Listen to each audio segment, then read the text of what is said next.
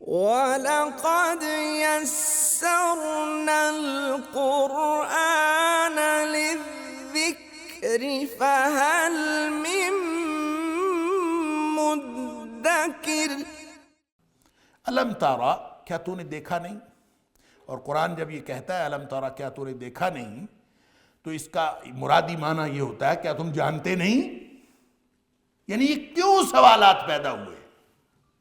کیا تم جانتے نہیں ان اللہ یولج اللیل فی النہار ویولج النہار فی اللیل، کہ بے شک اللہ رات کو دن میں داخل کرتا ہے اور دن کو رات میں داخل کرتا ہے، وسخر الشمس والقمر، اور سورج اور چاند کو مسخر کیا ہوا ہے، اللہ نے اپنے قابو میں کیا ہوا ہے، کیا تمہیں یہ نہیں پتا؟ یعنی وہ چیزیں جو انسان کے احاطہ ادراک سے باہر ہیں ان کو سمجھایا جا رہا ہے ان چیزوں سے جو انسان کے احاطہ ادراک کے اندر ہیں، کہ نہیں تم سمجھتے ان چیزوں کو، تو یہ ان چیزوں کو دیکھ لو جو تمہیں نظر آتی ہیں۔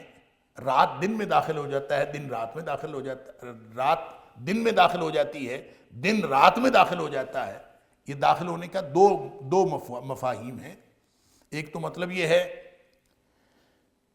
کہ دن کے بعد رات آ جاتی ہے، رات کے بعد دن آ جاتا ہے، اور جب دن اور رات کی تبدیلی ہو رہی ہوتی ہے تو اس کو آپ غور سے دیکھیں کیسے ہو رہا ہوتا ہے،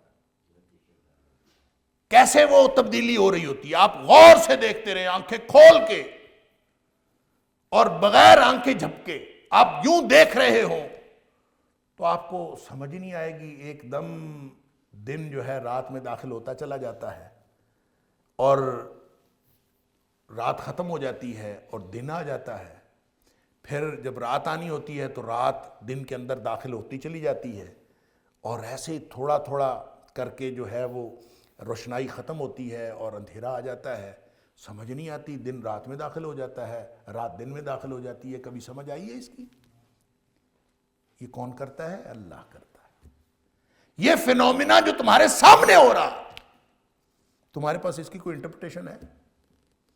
جب اس کی انٹرپریٹیشن نہیں ہے تو پھر ان فینومیناز کے بارے میں کیوں شکوک و شبہات کا اظہار کرتے ہو جو تمہارے احاطہ ادراک سے باہر ہے؟ الم تر ان اللہ یولج اللیل فی النہار ویولج النہار فی اللیل وسخر الشمس والقمر، سورج چاند اس کے کنٹرول میں۔ دوسرا داخل کرنے کا مطلب یہ ہے کہ یہ سردیوں میں رات لمبی ہو جاتی ہے، دن چھوٹا ہو جاتا ہے، تو رات دن میں داخل ہو جاتی ہے۔ یعنی گرمیوں میں ہم دیکھتے ہیں کہ کوئی مغرب جو ہے وہ کوئی 7 ساڑھے 7 جا کے ہوتی ہے گرمیوں میں، اور سردیوں میں 7 بجے عشاء ہو رہی ہوتی ہے، اور مغرب جو ہے وہ 5 بجے ہو رہی ہوتی ہے۔ یہ 2 گھنٹے کیا ہوا؟ وہ رات داخل ہو گئی سردیوں میں اور اس نے دن کا بہت سارا حصہ قبضے میں کر لیا، اور پھر جب گرمیاں آئیں تو دن داخل ہو گیا رات کے حصے میں اور اس نے بہت سارا حصہ رات کا قبضے میں کر لیا، دن بڑا ہو گیا اور رات بالکل چھوٹی ہو گئی۔ تو یہ کیسے ہوتا ہے؟ یہ سارا فینومینا کیا چل رہا ہے؟ کبھی سمجھ میں آیا؟ الم تارا، کیا تم جانتے نہیں ہو کہ اللہ ہے؟ ان اللہ الم تر ان اللہ یولج اللیل فی النہار ویولج النہار فی اللیل، سبحان اللہ، یہ اللہ ہی ہے جو رات کو دن میں داخل کرتا ہے، دن کو رات میں داخل کرتا ہے۔ اس سے سمجھ لیجئے کہ ان اللہ علی کل شیء قدیر، اللہ تعالیٰ ہر چیز پر قدرت رکھنے والا ہے۔ وسخر الشمس والقمر، سورج چاند بھی اسی کے ہاتھ، اسی کے پاس مسخر ہے، وسخر، اس نے قابو میں کیا ہے، الشمس والقمر، سورج کو اور چاند کو، کل یجری الی اجل مسمی۔ اللہ اکبر، یہ جو سورج بھی ہے، یہ چاند بھی ہے، سب ایک خاص مدت تک یہ چل رہے ہیں۔ کل یجری، سب چل رہے ہیں، الی اجل مسمی، ایک مقررہ مدت تک۔ اب یہ مقررہ مدت جو ہے یہ اس اعتبار سے بھی مقررہ مدت ہے کہ 24 گھنٹے میں چکر مقرر ہے، ٹھیک ہے، سورج نے کب یہاں ہونا ہے، کب وہاں ہونا ہے، کب یہاں ہونا ہے، 24 گھنٹے میں اس کی الی اجل مسمی، کل یجری الی اجل مسمی چل رہا۔ اسی طرح چاند ہے، وہ بھی 24 گھنٹے کا سفر جو ہے وہ جس طرح اس کو مدت مقرر کی ہوئی ہے اس کے حساب سے چلتا ہے۔ دوسرا یہ ہے کہ ایک چکر مکمل ہوتا ہے ان کا، یہ 24 گھنٹے کے چکر کے علاوہ چاند کا چکر مہینے میں مکمل ہوتا ہے اور سورج کا چکر سال میں مکمل ہوتا ہے۔ اور وہ چکر پتہ ہے کیا ہے؟ وہ اس طرح سے ہے کہ آپ اگر کسی خاص دن میں، کسی خاص تاریخ کو مہینے کے اعتبار سے دیکھیں تو چاند جس تاریخ کو جس طرح جس جگہ جتنی سائز کا ہوگا، اگلے مہینے اس تاریخ کو وہ اسی طرح ہوگا، یعنی پورا ایک چکر مکمل ہو گیا۔ اسی طرح سورج ہے، وہ سال میں کسی خاص تاریخ کو جس جگہ ہوگا، جس وقت وہ جس جگہ پہ ہوگا، وہ آپ اگلے سال میں دیکھیں گے تو اسی جگہ ہوگا۔ سردیوں میں اس کی جگہ تھوڑی سی تبدیل ہو جاتی ہے، وہ اس کا یہ مشرق نہیں ہے مشارق ہیں، مغرب نہیں ہے مغارب ہیں، یعنی سورج کے نکلنے کی جگہ ایک نہیں ہے، کئی ہیں۔ وہ ایک جگہ نکلتا ہے، پھر ایک جگہ، پھر ایک جگہ، پھر پورے سال کے اندر الی اجل مسمی کل یجری الی اجل مسمی، سال کے اندر اپنا چکر پورا کرتا ہے۔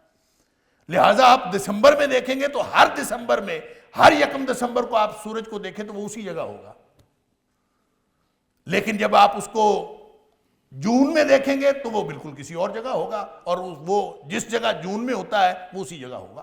یہ اللہ تعالیٰ نے مقرر کیا ہے، اس کو قابو میں کیا ہے۔ اور کل یجری الی اجل مسمی، وہ اپنے اپنے مقررہ مدت کے حساب سے چل رہے ہیں۔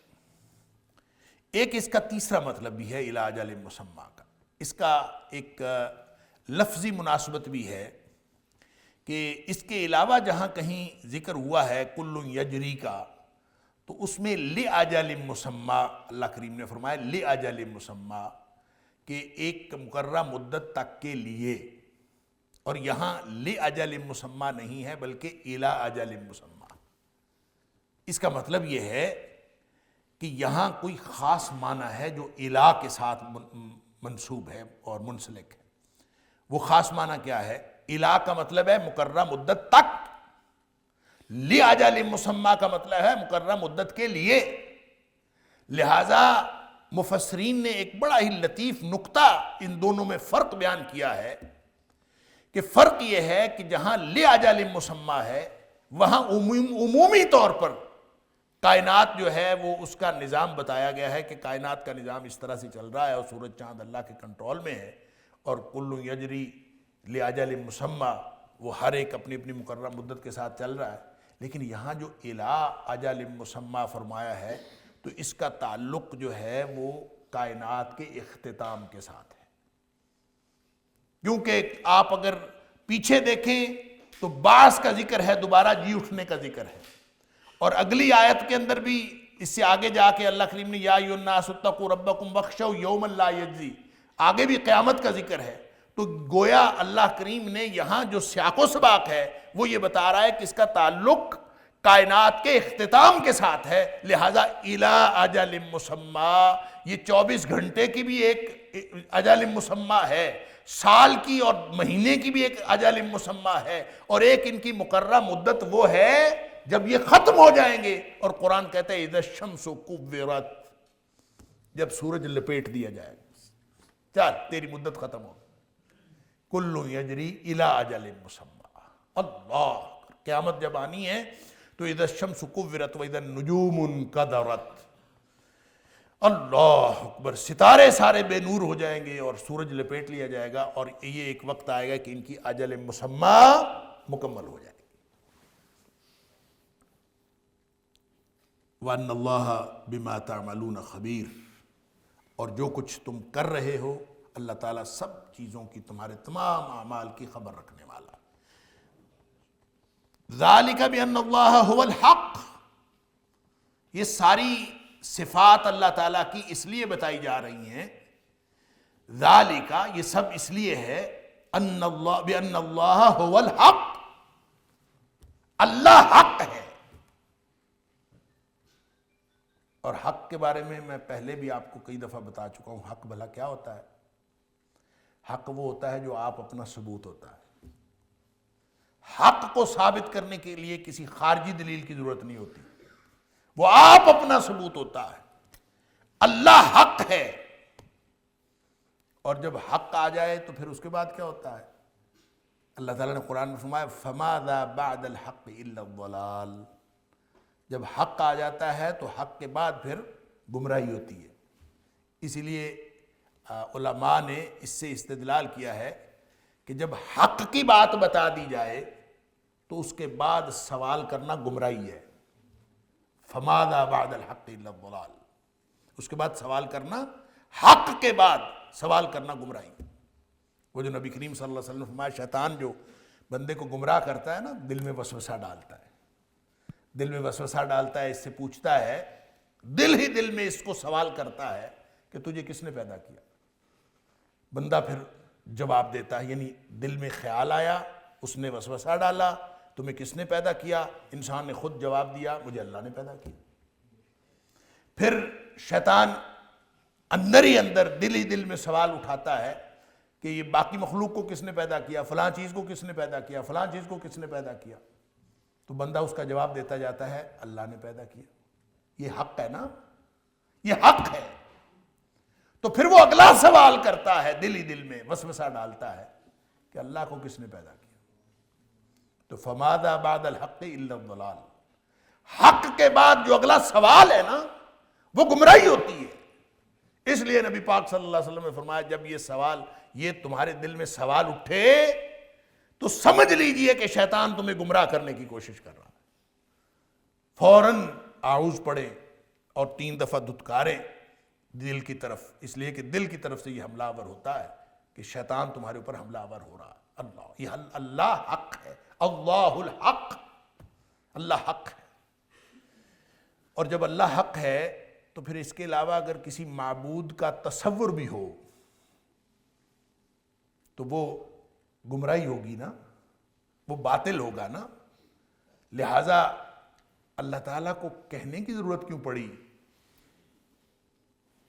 کہ وَأَنَّمَا يَدْعُونَ مِن دُونِهِ الْبَاطِلِ، کہ جو اللہ کو چھوڑ کر جس کو یہ پکارتے ہیں سب باطل ہے۔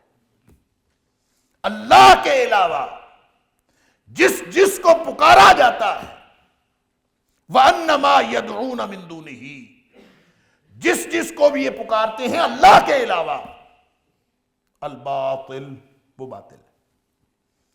اس کا مطلب یہ نہیں ہے کہ آپ کسی نیک ہستی کو پکار رہے ہوں جو اس دنیا میں اب نہیں رہی، تو اس کا مطلب یہ نہیں ہے کہ وہ ہستی باطل ہے۔ آپ کسی نبی کو پکار رہے ہوں جو اس دنیا میں نہیں رہے، تو اس کا مطلب یہ نہیں ہے کہ وہ نبی اللہ کا مقرب بندہ، وہ برگزیدہ، وہ مصطفیٰ، وہ مجتبی، وہ باطل ہے۔ باطل وہ آپ کا پکارنا ہے، آپ کا عمل باطل ہے۔ آپ جو بھی عمل کر رہے ہیں اللہ کے علاوہ، اللہ کو چھوڑ کر جس کسی کے ساتھ آپ منسوب کر رہے ہیں، چاہے آپ بتوں سے مانگ رہے ہیں، چاہے آپ درختوں سے مانگ رہے ہیں، چاہے آپ انسانوں سے مانگ رہے ہیں، ہاں جو اللہ کریم نے اسباب دے دیے، اور اسباب کے اندر کیا ہے، تحت الاسباب ایک دوسرے سے مانگنا جائز ہے۔ اس کے بارے میں بھی اگرچہ جو محمود بات ہے، جو سب سے زیادہ پسندیدہ بات ہے، وہ یہ ہے کہ انسانوں سے بھی نہ مانگا جائے۔ نبی اکرم صلی اللہ علیہ وسلم کا فرمان، لا تسأل الناس شیئا، منگتوں سے کیا مانگنا، لا تسأل الناس شیئا، لوگوں سے کبھی نہ مانگا کرو۔ مطلوب بات یہی ہے، پسندیدہ بات یہی ہے کہ لوگوں سے نہ مانگا جائے۔ اللہ اکبر۔ لیکن اگر مانگنا بھی ہو تو لوگوں سے مانگنے کی گنجائش ہے۔ اللہ اکبر۔ صحابہ کرام کے بارے میں آتا ہے کہ ایک صحابی جا رہا ہوتا، عملاً یہ واقعہ ہوا کہ صحابی جا رہا ہے، اس کا کوڑا نیچے گر گیا، اس نے اونٹ پہ جا رہا تھا، اس نے اونٹ نیچے بٹھایا. جن لوگوں نے کبھی اونٹ پہ سفر کیا ان کو معلوم ہے کہ اونٹ بٹھانا اور اٹھانا کتنا مشکل کام ہوتا ہے اور کتنا ایک مرحلہ ہوتا ہے. تو اس نے اونٹ بٹھایا، بٹھا کے نیچے اترا، اپنا کوڑا پکڑا، کوڑا پکڑ کے پھر اونٹ پہ بیٹھا، پھر اونٹ کو اٹھایا، پھر چل پڑا.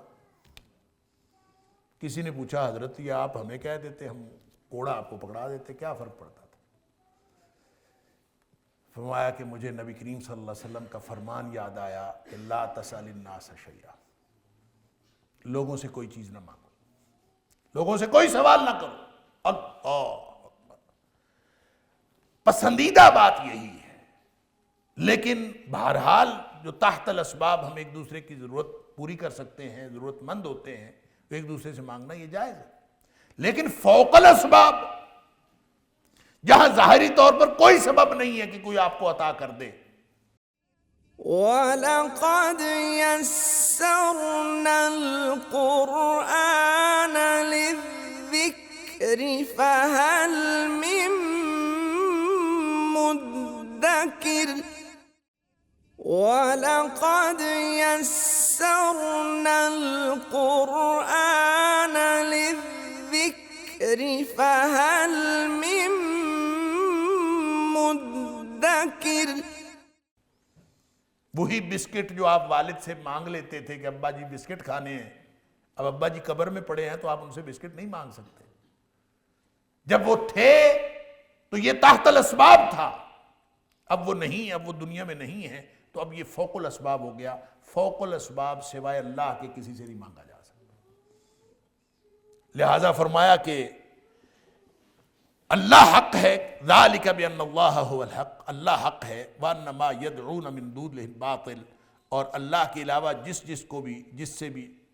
کو یہ پکارتے ہیں وہ باطل ہے. وان اللہ هو العلی الکبیر، اللہ اکبر.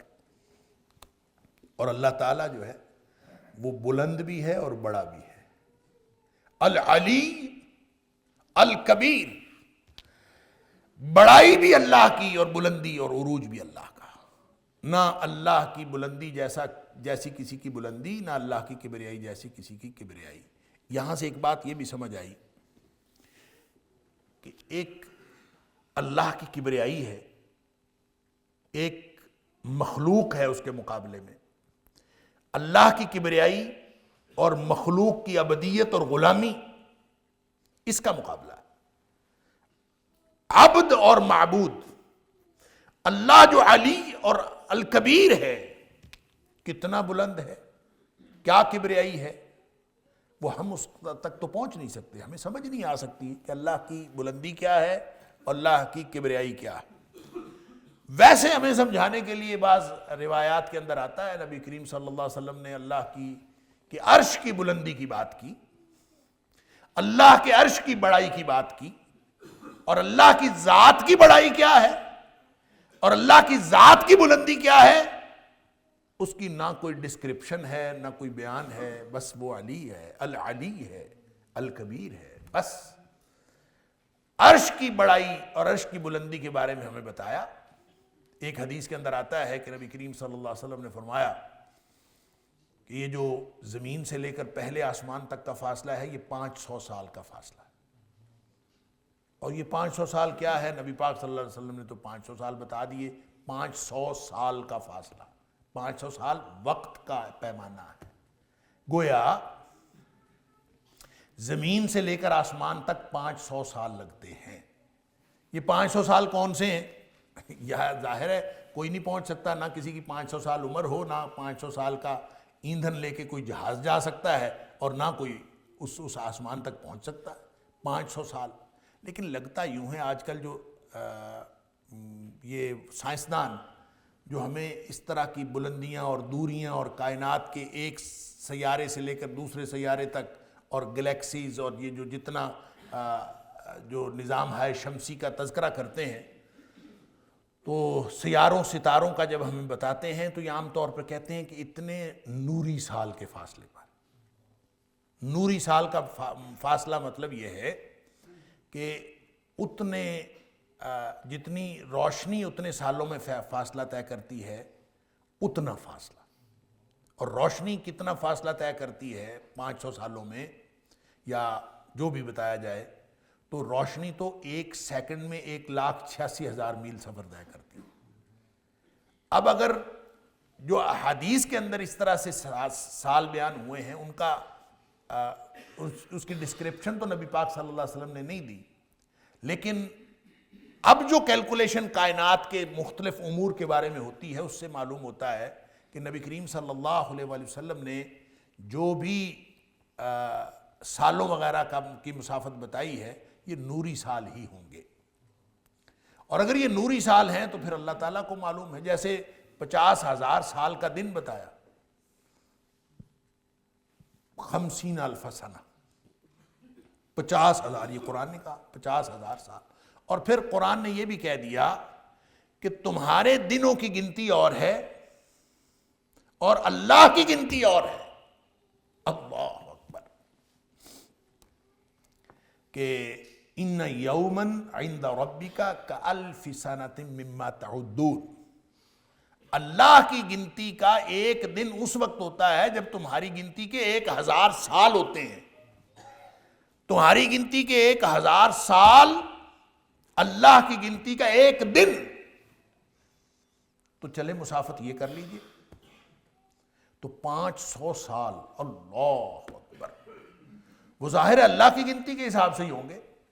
کتنا فاصلہ ہے مطلب کوئی پتہ نہیں کتنا فاصلہ. پھر نبی پاک صلی اللہ علیہ وسلم نے فرمایا کہ پہلے آسمان کی جو موٹائی ہے نا وہ بھی 500 سال کا فاصلہ ہے. پھر دوسرے آسمان تک کا فاصلہ 500 سال کا فاصلہ. پھر دوسرے آسمان کی موٹائی 500 سال. چلتے جائیں اسی طرح 7 آسمان، ہر آسمان کا درمیانی فاصلہ بھی 500 سال کا فاصلہ، اور ان کی جو اپنا اس کی جو چھت ہے وہ بھی 500 سال کی. تو پھر اس کے اوپر کیا ہے؟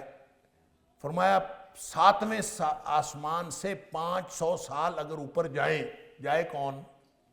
یہ تو صرف بیان ہی ہے نا. یہ اللہ العلی الکبیر ہے. اللہ کی کبریائی کتنی ہے اور اللہ کی بلندی کتنی ہے اس کو ہم سمجھ نہیں سکتے. یہ محض اللہ کے عرش کے بارے میں بتایا ہے کہ اس سے 500 سال اوپر جائیں تو ان فرشتوں کے پاؤں شروع ہوتے ہیں جنہوں نے اللہ کے عرش کو اٹھایا ہوا. اللہ اکبر. اور وہ فرشتے کتنے بڑے ہیں، اور بعض روایات میں آتا ہے کہ وہ بکرے کی شکل کے ہیں، اور بعض روایات میں آتا ہے وہ 4 ہیں. قرآن میں آتا ہے یومئذ 8، قیامت والے دن 8 ہوں گے جنہوں نے اللہ کا عرش اٹھایا ہوا. اور وہ بکرے کی شکل کے ہیں، کتنے بڑے ہیں، اس کے اوپر اللہ کا عرش کتنا ہے، اللہ کے عرش کے اٹھائے ہونے کا کیا مطلب ہے، ہماری سمجھ سے باہر. صرف اتنی بات بتائی کہ وہ بکرے کتنے بڑے ہیں، بکرے کی شکل کے فرشتے کتنے بڑے ہیں. فرمایا ان کے ٹخنے سے لے کر گھٹنے تک کا فاصلہ 500 سال کا فاصلہ. اوپر کیا ہے کسی کو کچھ نہیں پتا. اللہ اکبر. ویسے تو جو بتایا ہے یہ بھی کسی کو کچھ نہیں پتا، تو جو نہیں بتایا وہ کسی کو کیسے پتا ہو سکتا ہے؟ العلی الکبیر. اور رہ گئی کبریائی، بڑا کتنا ہے. فرمایا کہ اللہ کی کبریائی کا تو تمہیں کیا اندازہ ہو. اللہ کے عرش کی کبریائی، یہ پوری کائنات، وہ کائنات جس کے بارے میں اللہ فرماتا ہے وَإِنَّا لَمُوسِعُونَ، ہم اس کو بڑھاتے چلے جاتے. کتنی بڑی کائنات ہے. یہ جو نظام شمسی ہے نا ہماری زمین نظام شمسی کا حصہ ہے. نظام شمسی جو سورج کے گرد گھومتے ہیں سیارے، ان کو نظام شمسی کہتے ہیں. مختلف نظام ہائے شمسی وہ ملتے ہیں تو پھر ایک گلیکسی بنتی. اور وہ جو گلیکسی ہے، گلیکسیز بھی ہزاروں نہیں، لاکھوں نہیں، کروڑوں ہیں. پھر گلیکسیز کا آگے کلسٹر بنتا ہے، وہ کتنے ہیں؟ وہ بھی لاکھوں کروڑوں ہیں. کائنات کی وسعت کا اندازہ ہی کوئی نہیں کتنی بڑی. یہ اتنی بڑی کائنات، اس کی مثال اللہ کے عرش کے مقابلے میں نبی کریم صلی اللہ علیہ وسلم نے فرمایا جیسے لق و دق صحرا ہو اور اس صحرا میں جس کے یعنی لمبائی چوڑائی کا کوئی اندازہ نہ ہو کہ یہ صحرا کتنا لمبا کتنا چوڑا، اس صحرا کے اندر ایک چھلا پڑا ہوا ہو، ایک حلقہ، ایک انگوٹھی پڑی ہوئی ہو، تو جو اس صحرا کو اس انگوٹھی یا حلقے کے ساتھ نسبت ہے نا، وہی نسبت اللہ کے عرش کے ساتھ اس پوری کائنات کو۔ اتنی سی کائنات، شاید یہ کہنا کہ اتنی سی کائنات اللہ کے عرش کے مقابلے میں یہ بھی شاید اللہ کی کبریائی کے خلاف ہو۔ وسع کرسی السماوات والارض، زمین و آسمان کے اوپر اللہ کی کرسی حاوی ہے، وسیع ہے، لہذا وہ کس طرح سے یعنی اللہ کی کرسی ہے اور اللہ اس اتنی سی کوئی چیز ہو تو ہم اس کو آگے سے پیچھے سے اندر سے باہر سے دیکھ سکتے ہیں نا؟ تو اللہ تعالیٰ پوری کائنات کو دیکھ رہا ہے، ان اللہ سمیع بصیر، اللہ تعالیٰ دیکھ رہا ہے اس کو۔ تو العلی الکبیر، کتنی بلندی، جیسے فرمایا الرحمن علی العرش استوى، وہ رحمان ہے، عرش پر مستوی ہے، اس کا احاطہ ہم کر نہیں سکتے کہ اللہ کا عرش کتنا بڑا اور اللہ کی ذات کتنی بڑی اور اللہ کی بلندی کتنی۔ بس اتنی بات سمجھ آنی چاہیے کہ جو العلی الکبیر ہوتا ہے نا، پھر باقی ساری مخلوق جو ہے وہ اس کی عبد ہوتی ہے۔ اللہ اکبر، ان کل من فی السماوات والارض الا آتی الرحمن عبدا، زمین و آسمان کی جو بھی کوئی چیز ہے وہ اللہ کے سامنے عبد ہے، اللہ کی ملکیت ہے، اللہ کی غلام ہے، لہذا ساری کائنات وہ اللہ کی غلام ہے اور اللہ العلی الکبیر ہے۔ یہ سمجھنا چاہیے وہ حق بھی ہے اور العلی الکبیر ہے۔ مخلوق کی اگر حیثیت یہ تعین کرنے کی کوشش کرو گے کہ اللہ کے مقابلے میں اس کو پکارنا شروع کر دے ہوئے تو وہ تو ایسے ہی باطل ہے، اور اگر اللہ کی عبدیت کے اندر آئیں گے اور اللہ کی بندگی کے اندر آئیں گے تو پھر ساری کائنات عبد ہے، اس کے علاوہ کوئی حیثیت نہیں۔ الم ترى، کیا تو نے دیکھا نہیں؟ اب پھر ایک اور توجہ کہ وہ سارے حقائق جس کو آپ دیکھ نہیں سکتے ان کی تفہیم آپ کیا لیں گے؟ آپ ذرا اپنے سامنے جو نظر آنے والے حقائق ہیں ان کی تفہیم تو حاصل کریں۔ الم تر ان الفلک تجری فی البحر بنعمت اللہ، کیا تم دیکھتے نہیں کہ ان الفلک، کہ بے شک یہ جو کشتی ہے، اللہ اکبر، تجری فی البحر، یہ سمندر میں جو کشتی چلتی ہے نا، یہ تمہارا کیا خیال ہے اس ٹیکنالوجی کی وجہ سے چلتی ہے جو جس ٹیکنالوجی کا علم تمہیں ہے؟ یہ اس ٹیکنالوجی کی وجہ سے نہیں چلتی، بنعمت اللہ، یہ اللہ کے انعام کی وجہ سے چلتی ہے۔ سبحان اللہ، لِيُرِيَكُم مِّنْ آیَاتِهِ، تاکہ تمہیں اللہ تعالیٰ اپنی نشانیاں دکھائے۔ یہ کشتیاں چل رہی ہوتی ہیں، آپ کو پتہ ہے جو پہلی کشتی چلی تھی وہ کب چلی تھی اور کیسے انسان کو پتہ چلا کہ کشتی چل سکتی ہے؟ وگرنہ تو آپ ایک سوئی، ایک چھوٹی سی کوئی چیز پھینکیں سمندر میں وہ ڈوب جاتی ہے، تو چھوٹی سی چیز ڈوب جاتی ہے، اتنا بڑا جہاز، اتنی بڑی بڑی کشتیاں نہیں ڈوبتی۔ تو کب پتہ چلا ان کو تب پتہ چلا جب نوح علیہ السلام کو اللہ تعالیٰ نے فرمایا کہ تو کشتی بڑھا۔ اللہ اکبر،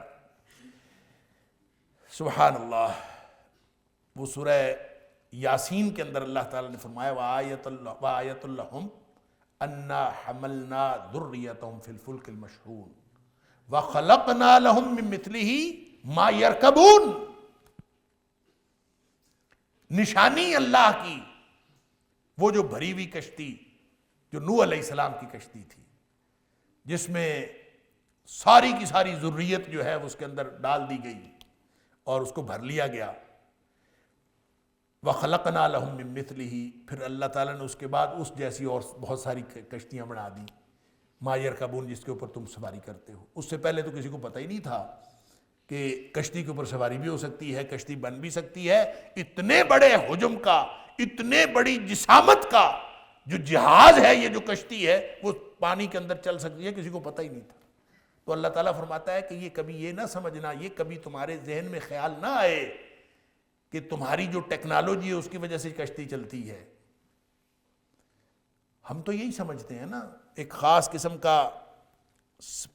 قسم کی سپیڈ بنا لی، اس کے پر بنا لیے، وہ کہتے ہیں خاص سپیڈ پہ جب خاص ڈائمنشن پہ یہ جہاز جو ہے وہ چلتا ہے تو یہ اڑ جاتا ہے۔ ان کو تو یہی پتہ ہے۔ تو یہ نہیں سمجھتے کہ یہ جو جہاز اڑتا ہے اس پر یقین ہے، اس ٹیکنالوجی کے اوپر، لیکن یہ نہیں یقین کہ اس کو اڑانے والا اللہ ہے۔ وہ نہ چاہے تو ساری ٹیکنالوجی دھری کی دھری رہ جاتی، اڑتا ہوا جہاز گر پڑتا ہے، حادثے نہیں ہوتے۔ چلتا ہے تو اللہ تعالیٰ کی نعمت سے، اللہ کے انعام سے چل رہا ہوتا ہے۔ وَلَقَدْ يَسَّرْنَا الْقُرْآنَ لِلذِّكْرِ فَهَلْ مِن مُّدَّكِرٍ وَلَقَدْ يَسَّرْنَا الْقُرْآنَ لِلذِّكْرِ فَهَلْ مِن مُّدَّكِرٍ۔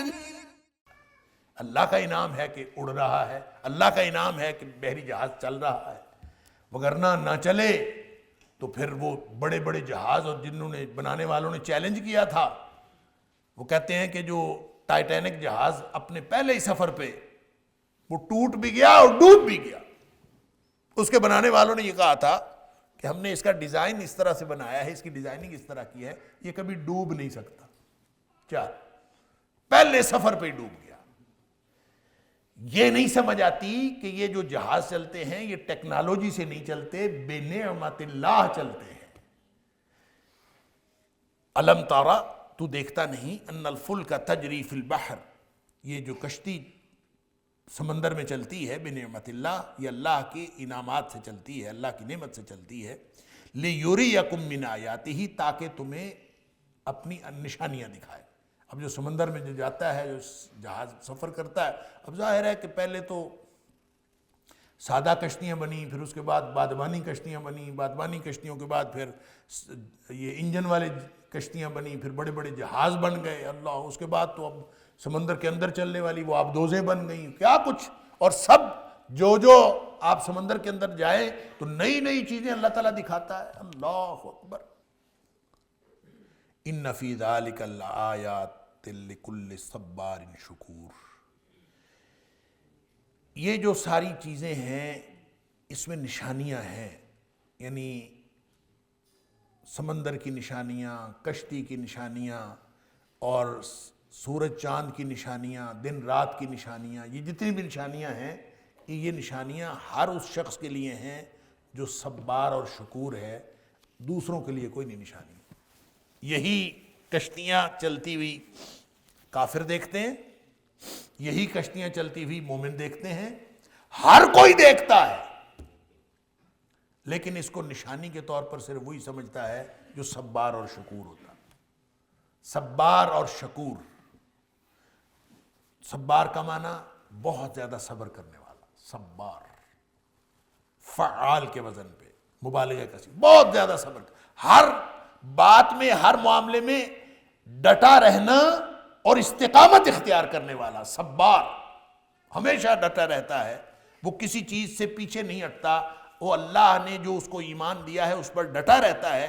لکل صبار شکور، اور شکور کا معنی یہ فعول کے وزن پہ ہے، فعول بمعنی فاعل ہے، شکور جو شکر کرنے والا۔ تو ہر شکر کرنے والا اور صبر کرنے والا، اس کے لیے نشانیاں ہیں، دوسروں کے لیے نشانیاں کوئی نہیں ہیں۔ دوسرے دیکھتے ہیں سب کچھ، لیکن اس کو نشانیوں کے طور پر لیتے نہیں۔ یہ صبار اور شکور ہوتا کون ہے؟ اللہ اکبر۔ اس کو اس حدیث کی روشنی میں دیکھ لیجئے کہ نبی اکرم صلی اللہ علیہ وسلم نے فرمایا عجبا لامر المومن، یہ صبار اور شکور جو ہے یہ مومن ہوتا ہے۔ عجبا لامر المومن، نبی پاک صلی اللہ علیہ وسلم نے فرمایا مومن کا معاملہ بڑا عجیب ہے. ان امرہ کلہ خیر، ان امرہ کلہ خیر، اس کا معاملہ جو ہے وہ پورے کا پورا خیر کا معاملہ ہے، ہر اعتبار سے خیر کا معاملہ ہے. وَلَيْسَ ذَاكَ لِأَحَدٍ إِلَّا الْمُؤْمِنِ، اور یہ پریولیج جو ہے مومن کے علاوہ کسی اور کو حاصل ہی نہیں ہے. وہ صبار اور شکور صرف مومن ہوتا ہے. اور معاملہ کیا ہے؟ جب اس کو کوئی خوشی کی خبر پہنچے، ان اصابتہ سراء، جب اس کو کوئی خوشی پہنچتی ہے، شکرا، تو یہ شکر کرتا ہے، فکان خیر لہ، تو وہ خوشی اس کے لیے خیر بن جاتی ہے. وَإِنْ أَصَابَتْهُ ضَرَّاء، اور جب اس کو کوئی کسی طرح کی مصیبت پہنچتی ہے، تکلیف پہنچتی ہے، صبرا، تو پھر یہ صبر کرتا ہے، فکان خیر لہ، اور وہ مصیبت بھی اس کے لیے خیر بن جاتی ہے. مصیبت آئے تو خیر ہے، خوشحالی آئے تو خیر ہے. ان امرہ کلہ خیر، اس کا معاملہ ہے ہی سارا کا سارا خیر کا معاملہ. کیوں؟ صبر کرتا ہے اور شکر کرتا ہے، صبر کرتا ہے اور شکر کرتا ہے. وہی دو باتیں یہاں پر فرمائی، صبار شکور، لکل صبار شکور. اس کا مطلب ہے جس کو اللہ تعالیٰ نے ایمان کی دولت نصیب کی ہے نا، بس اسی کو سمجھ آتی ہے، ہر ایک کو نشانی کے طور پر سمجھ نہیں آتی. اور ایمان کس چیز کا نام ہے؟ ایمان اپنے کرنے کا نام ہے. یہ بھی اللہ نے ہم پر چھوڑا ہے کہ ہم ایمان لاتے ہیں کہ نہیں لاتے. اور امام بخاری علیہ الرحمہ نے باب باندھا ہے، الایمان هو العمل، ایمان کرنے کا کام ہے. اور جس طرح دیگر کام کرنے ہوتے ہیں، اسی طرح ایمان بھی لانا ہوتا ہے. اور ایمان لانے کا مطلب کیا ہے؟ ایمان لانے کا مطلب یہ ہے جو اللہ اور اس کے رسول صلی اللہ علیہ وسلم نے فرمایا اس کو من و عن تسلیم کر لیا جائے، اس کو مان لیا جائے. اور اگر آپ اس کو مان لیتے ہیں تو آپ ایمان والے ہیں. اور جو ایمان والا ہوتا ہے وہ صبار بھی ہوتا ہے، وہ شکور بھی ہوتا ہے. اللہ تعالی ہم سب کو صبار اور شکور بنائے. فرمایا وَإِذَا غَشِيَهُمْ مَوْجٌ كَالظُّلَلِ، اب وہ جو کشتی چلتی ہے نا، تو اس کے اندر کوئی قسم کی نشانیاں جو اللہ تعالیٰ کی مظاہر قدرت کے انسان دیکھتا چلا جاتا ہے، سطح سمندر کے اندر بھی اور اوپر بھی اور باہر بھی اور آسمانوں پہ بھی. جب آپ سمندر میں جائیں تو ہزار طرح کی نشانیاں نظر آتی ہیں.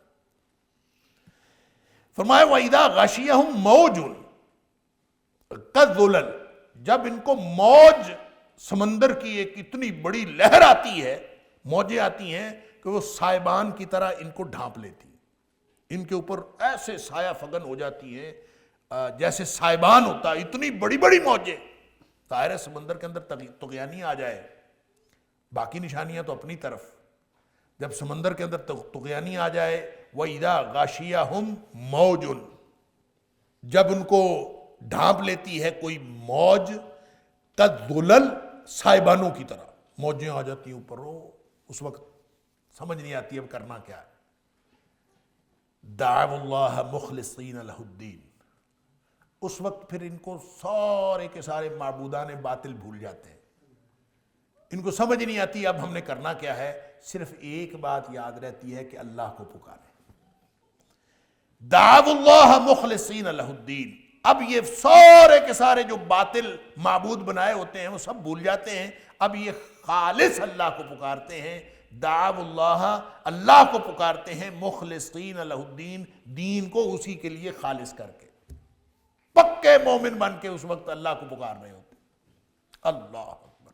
فلما نجاہم الی البر، جب اللہ تعالیٰ ان کو خشکی کی طرف نجات دے دیتا ہے، فمنہم مقتصد، پھر ان کے اندر کچھ لوگ جو ہیں میانہ رو بن جاتے ہیں، راست رو بن جاتے ہیں. راست روی یا میانہ روی. مقتصد کے دن یہ اقتصاد سے اسم الفاعل. اب یعنی سیدھی راہ پر رہنے والے یا پھر درمیانی رستے پر چلنے والے، یہ دونوں معنی ہیں. تو مقتصد کون ہے؟ وَفَمِنْهُمْ مُقْتَصِد، ان میں سے کچھ لوگ سیدھی راہ پر چلنے والے یا درمیانی رستے پر چلنے والے میانہ رو ہوتے ہیں. اس کو آپ یہ کہہ لیجئے کہ مقتصد، یہاں فمنہم مقتصد سے مراد مفسرین نے 3 قسم کے لوگ لیے، اور تینوں ہی بیک وقت ٹھیک ہیں، اس لیے کہ یہ قرآن کا اعجاز ہے کہ اس کے تینوں معنی جو ہیں وہ اپنے اپنی جگہ پر بیک وقت درست ہیں۔ مقتصد کا ایک معنی تو ہوتا ہے کہ معنی تو وہی ہے راست رہو یا میانہ رہو، تو ان میں سے بعض لوگ فمنہم یعنی کچھ لوگ، سارے نہیں ہوتے، کچھ لوگ جو ہیں راست رو ہوتے ہیں۔ اس کا مطلب ہے سیدھے رستے پر چلنے والے، کہ جو وہاں دعو اللہ مخلصین لہ الدین کہا کیا، جب موجیں اوپر آئیں، سیلاب کا اور طوفان کا خطرہ ہوا تو صرف اللہ کو پکارا، تو جب واپس آتے ہیں نا تو قرآن نے دوسری جگہوں پہ فرمایا ہے فَإِذَا هُمْ يُشْرِكُونَ کہ فَلَمَّا نَجَّاهُمْ إِلَى الْبَرِّ فَإِذَا هُمْ يُشْرِكُونَ، جب وہ خشکی کی طرف آ جاتے ہیں تو پھر وہ شرک کرنا شروع کر دیتے ہیں۔ یہاں فرمایا فَمِنْهُمْ مُقْتَصِدٌ، ان میں سے کچھ لوگ ہیں جو سیدھی راہ پر رہتے ہیں۔ اس کا مطلب ہے اکثریت تو شرک کرنا شروع کر دیتی ہے واپس آ کے، لیکن کچھ لوگ جو ہے وہ سیدھے رستے پر رہتے ہیں۔ سیدھے رستے پر کیسے رہتے ہیں کہ یعنی وہاں اللہ کو پکارا تھا تو اب وہ خشکی پہ آ کر بھی اللہ کو ہی پکارتے ہیں، ان کو سمجھ آ جاتی ہے۔ جیسے ابو جہل کے بیٹے اکرمہ رضی اللہ تعالیٰ عنہ، وہ بھی گئے تھے نبی پاک صلی اللہ علیہ وسلم سے، گویا فرار ہو کے جا رہے تھے، بھاگ کے جا رہے تھے، اور کشتی میں سوار ہوئے، طوفان آیا تو اللہ نے کہا کہ سوائے اللہ کے کوئی نہیں بچا سکتا۔ انہوں نے کہا یہی بات تو محمد کریم صلی اللہ علیہ وسلم کہتے ہیں، لہذا وہیں ارادہ کر لیا کہ اگر مجھے اللہ تعالیٰ نے بچا لیا تو میں واپس جا کے اسلام قبول کر لوں گا۔ تو اسی طرح ہوا، اللہ تعالیٰ نے بچا لیا اور واپس آئے، اور اسی جو وہاں دعو اللہ مخلصین لہ الدین کہا کیا تھا، واپس خشکی پہ آ کے بھی فَمِنْهُمْ مُقْتَصِدٌ، اسی سیدھی راہ پر رہے۔ تو اس طرح کے بھی کچھ لوگ ہوتے ہیں جو واپس آ کر سیدھے رستے پر رہتے ہیں۔ اکثریت شرک کا شکار ہو جاتی ہے، اکثریت جو ہے وہ کفر کا شکار ہو جاتی ہے، لیکن جو کچھ لوگ ہیں فَمِنْهُمْ، ان میں سے کچھ لوگ جو ہیں مقتصد، وہ سیدھی راہ پر رہتے ہیں۔ بعض نے کہا ہے مقتصد فی الکفر، کہ ان میں سے کچھ لوگ ایسے ہیں جو کفر پر قائم رہتے ہیں۔ مقتصد میانہ رو یعنی کفر کے اندر واپس آ جاتے ہیں وہاں سے، اور اپنے کفر میں وہ پھر اتنے سخت نہیں رہتے، میانہ روی اختیار کرتے ہیں، تھوڑے سے ہلکے کافر بن جاتے ہیں، کم نوعیت کے کافر بن جاتے ہیں، اس طرح کے پکے کافر نہیں رہتے جس طرح کے پکے کافر پہلے تھے، کیونکہ وہاں اللہ کو خالص پکار کر آئے ہوتے ہیں، لہٰذا یہاں آ کے بھی خشکی کے خشکی پہ آ کر بھی کچھ نہ کچھ شرم باقی رہتی ہے۔ فَمِنْهُمْ مُقْتَصِدٌ، تو کفر میں میانہ روی اختیار کرتے، شدت اختیار نہیں کرتے۔ اور تیسرا معنی اس کا یہ ہو سکتا ہے کہ مقتصد فی الاخلاص والعمل، کہ وہاں سے واپس آ کر وہ یعنی چاہیے تو یہ، تقاضا تو یہ تھا کہ وہاں سے واپس آتے تو اخلاص اور عمل کی انتہا کر دیتے، چاہیے تو یہ تھا، لیکن وہ اخلاص اور عمل کی انتہا نہیں کر سکے، بلکہ یہاں آ کے عام لوگوں جیسے اخلاص اور عمل میں عام لوگوں جیسے ہو گئے، میانہ رو ہو گئے۔ فَمِنْهُمْ مُقْتَصِدٌ، تو ان میں سے کچھ لوگ جو تھے وہ میانہ رو ہو گئے، وہ اس لیول پر قائم نہیں رہے جو لیول اخلاص اور عمل کا وہاں جذبہ پیدا ہوا تھا نا، وہ نہیں رہا، بلکہ یہاں آ کے وہ عام لوگوں جیسے ہو گئے، اور اخلاص و عمل جو ہے اس میں میانہ رو ہو گئے۔ تینوں باتیں اپنی اپنی جگہ پہ درست ہیں۔ وَمَا يَجْحَدُ بِآيَاتِنَا، اور نہیں انکار کرتا ہماری آیتوں کا، إِلَّا كُلُّ خَتَّارٍ كَفُورٍ، سوائے ہر غدار اور کفر کرنے والے کے۔ اللہ، خطار جو ہے یہ خطرہ یخطرو سے ہے، خطار کا مطلب ہوتا ہے عہد توڑنے والا، اور خطار بھی جیسے میں نے عرض کیا صبار جو ہے فعال کے وزن پہ مبالغے کا صیغہ ہے، تو خطار بھی مبالغے کا صیغہ ہے، بہت زیادہ عہد توڑنے والا، اور جو بہت زیادہ عہد توڑنے والا ہوتا ہے وہی تو غدار ہوتا ہے، بد عہد، پرلے درجے کا بد عہد۔ تو جو اللہ کی آیتوں کا انکار کرتے ہیں، الا کل خطار کفور، جو بدعہدی کرنے والے، بار بار عہد توڑنے والے، کفور اور کفر کرنے والے۔ اب یہ دیکھیں سمجھ کن کو آتی ہے؟ صبار شکور، اور اس کے مقابلے میں خطار کفور۔ صبار کے مقابلے میں خطار ہے کہ اللہ کی آیتوں کا انکار کرنے والا کون ہوتا ہے؟ جو غدار ہوتا ہے، بار بار عہد توڑتا ہے، وہ اللہ کی آیتوں کا انکار کرتا ہے۔ اور کفور جو کفر کرنے والا، ناشکری کرنے والا، یا اللہ کا کفر کرنے والا، جو شکور کے مقابلے شکور، شکر کرنے والا، اور کفور جو ہے وہ کفر کرنے والا یا ناشکری کرنے والا۔ یا ایھا الناس اتقوا ربکم واخشوا یوما لا یجزی والد عن ولدہ ولا مولود هو جاز عن والدہ شیئا ان وعد اللہ حق فلا تغرنکم الحیاۃ الدنیا ولا یغرنکم باللہ الغرور۔ وقت ہو گیا، انشاءاللہ یہ جو آیت نمبر 33 ہے، یہاں سے انشاءاللہ اگلے سبق کا آغاز کریں گے اللہ کی توفیق سے، اور بشرط زندگی اور بشرط توفیق الہی۔ وآخر دعوانا ان الحمدللہ رب العالمین۔ إن هذا القرآن يهدي للتي هي أقوم ويبشر المؤمنين الذين يعملون الصالحات أن لهم أجرا كبيرا